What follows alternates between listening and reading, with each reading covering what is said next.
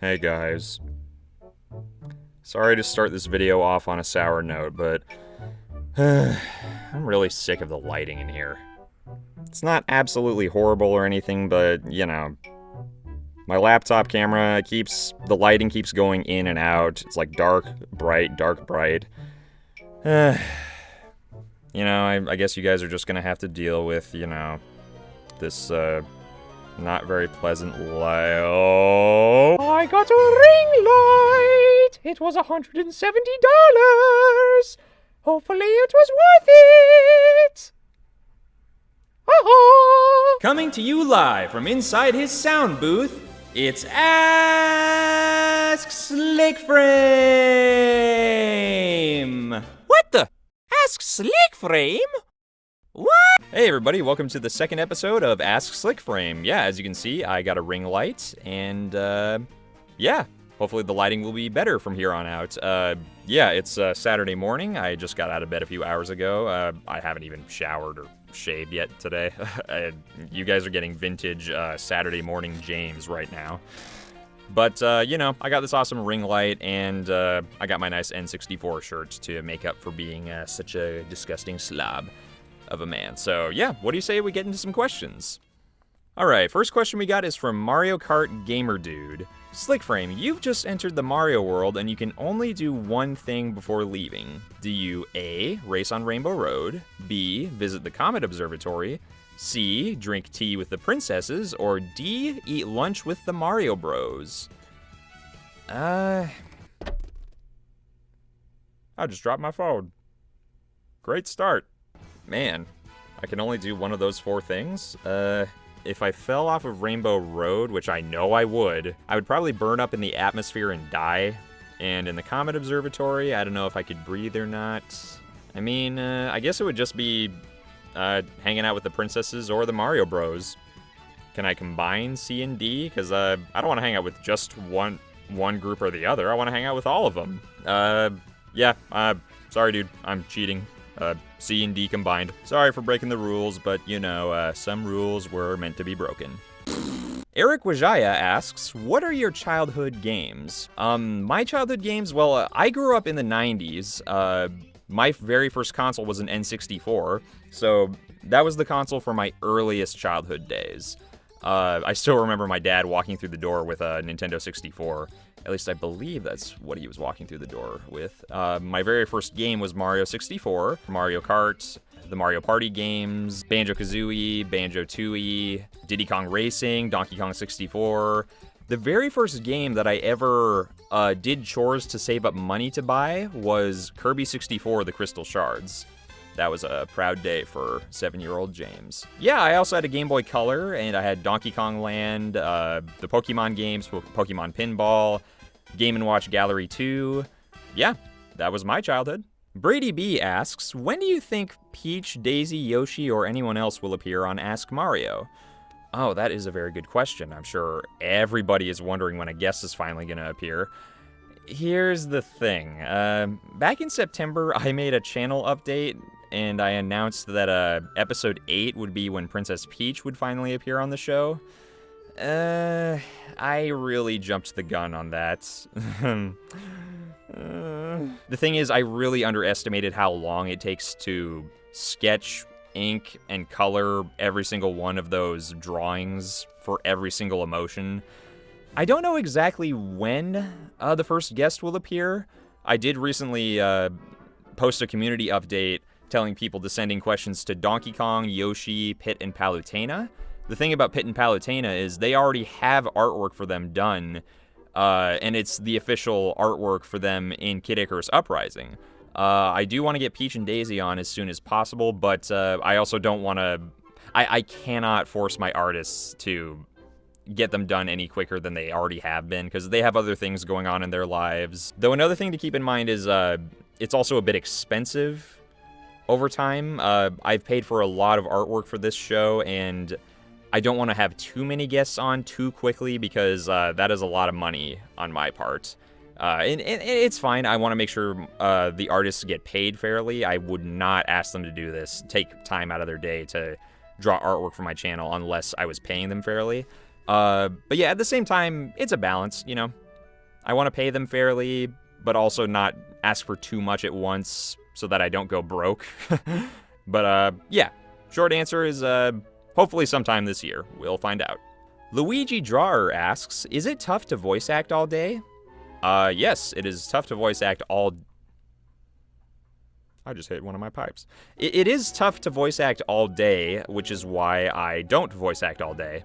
It's much better to restrict yourself to only voice acting for maybe 2 to 3 hours a day. At least that's what I do. Some people could probably go longer. It also depends on the kind of voice you're doing. Like, using my regular speaking voice, I could probably voice act for maybe 4 to 5 hours. I don't know for sure, but doing voices like the Mario and Luigi voices and the Bowser voice or my nitrous oxide voice, those voices can really hurt your throat after a while. I have heard some bad stories about some people being forced to voice act for very long hours every day, and it can have bad effects on their health. Like, it can do really bad things to their throat. I guess the simple answer is yes, it is bad to do that all day. So make sure you keep your instrument, your voice, make sure you keep it nice and healthy. Ella Kennedy asks, do you have a favorite Mario Party game? Mine is either Super Mario Party or Mario Party 9. Mine are probably 2 and 4. Even though 2 has a lot of the same minigames from the first game, I can't help... I don't know this for sure, but I get the feeling that Mario Party 2 borrowed a lot of the minigames from the first one, because the first game, there was actually a lawsuit.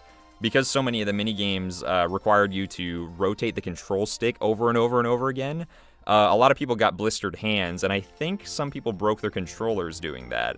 So I don't play Mario Party 1 as much anymore because I don't want to break my controllers. But yeah, still, the minigames were still a lot of fun in 2. In fact, they probably controlled better. Yeah, I also really liked Mario Party 4. I remember getting Mario Party 4 for Christmas back in 2002. Santa Claus got it for me along with brand new Nintendo GameCube and Super Mario Sunshine. Yeah, 2 and 4. Elkea Cruz says, hey, Slickframe, next time Koopy chases you, I got the coffin dancers ready just in case he catches you. Oh, so, would it be just like this? Why, you little...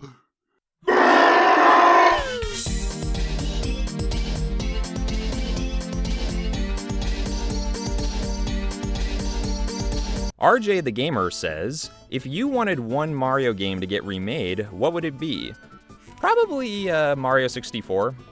I mean, if we're talking about being remade from the ground up, just like the Crash Bandicoot Insane Trilogy, the Spyro Remake Trilogy, or Final Fantasy VII, definitely Mario 64.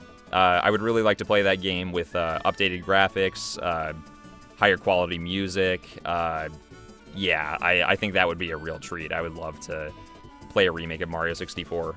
Also, I would love to play an HD port of Paper Mario: The Thousand Year Door. I don't think that game needs to be remade from the ground up, but an HD port would be, that would be absolutely amazing. I mean, I say hashtag remaster Thousand Year Door all the freaking time, so you know that's gonna be one of my answers. JZH asks, Slickframe, have you ever met the Mario voice actor? Because I sure haven't. No, I've never met Charles Martinet. I would like to. Apparently, Nintendrawer has met him. I actually, she told me that she showed him one of her comics, I think it was, and asked him to, maybe she wanted him to read the comic in his voices. I don't remember the exact story. Ask her yourself. But, oh no, she's about to get a lot of fan messages. Monica, please don't hate me. But, yeah, I would like to meet Charles Martinet someday. I would definitely show him little clips of, that Hawaii vacation video I just made, and the video with my dog Cody, because those were inspired by his Instagram videos, which I absolutely love those videos. They always put me in a good mood. They're super cute. Yeah, he just seems like a really awesome guy. I would love to meet him. Crystal Frost has multiple questions. I'm just going to answer one to keep the train rolling.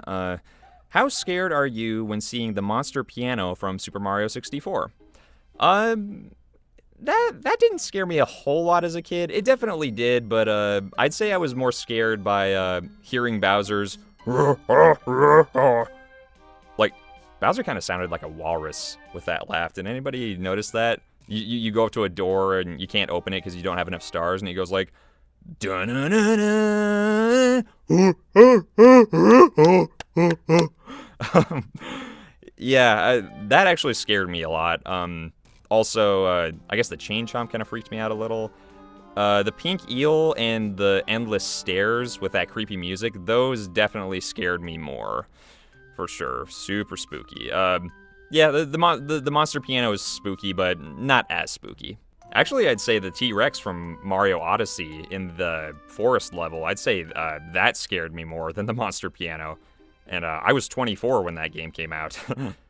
Super Matthew Brothers asks, have you ever watched the animated Sorcerer's Apprentice short from Fantasia? Yes, I have. I've also seen all of Fantasia and Fantasia 2000. I'm not a huge fan of the Fantasia movies. They're very beautiful. They're very well done. They're just not really my cup of tea. I do like some animated projects where the score plays a much bigger role and there's no dialogue. But, yeah, I don't know. I'm just not a huge fan of those movies. I will say the Sorcerer's Apprentice bit is probably one of the better ones, though. Definitely. Jacob Harley asks, do you know of any Mario fan kids besides Nintendrawers? Yes, I do. Actually, one of my artists, his name is Jason, or his username is Eternal Apprentice. He's actually working on some of his own right now. If you want to eventually see those someday, I'll probably end up sharing them, but still, I highly recommend you go watch him on DeviantArt and follow him on Twitter. He's been doing a really awesome job so far. He really deserves a lot of attention and credit, so yeah, just go send him a message sometime. Tell him that you really like his stuff. Super Mario Plushes has 3 questions. Okay, I'll try to make them quick.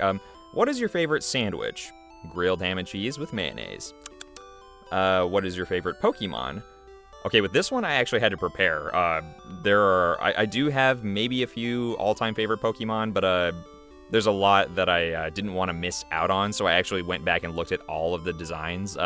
These ones are my favorites mainly due to their character designs. I'm not taking into consideration how good they are in battle, their stats, or anything like that. Bulbasaur, Kadabra, Alakazam, Zapdos, Pikachu, Raichu, Sentret, Furret, Sudowoodo, Stantler, Totodile, Croconaw, Mudkip, Turtwig, Chimchar, Shinx, Axew, Ducklet.